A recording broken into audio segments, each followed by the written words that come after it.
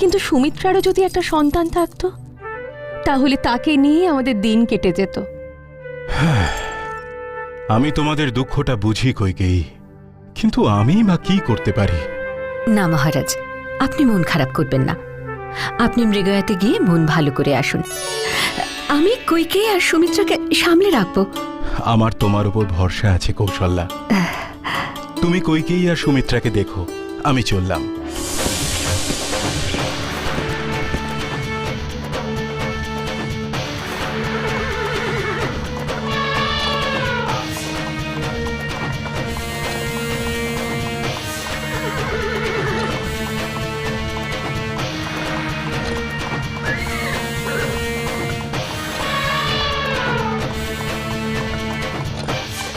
এখানে থামো সবাই। তোমরা সবাই এখানে তাঁবু খাটিয়ে আমার জন্য অপেক্ষা করবে।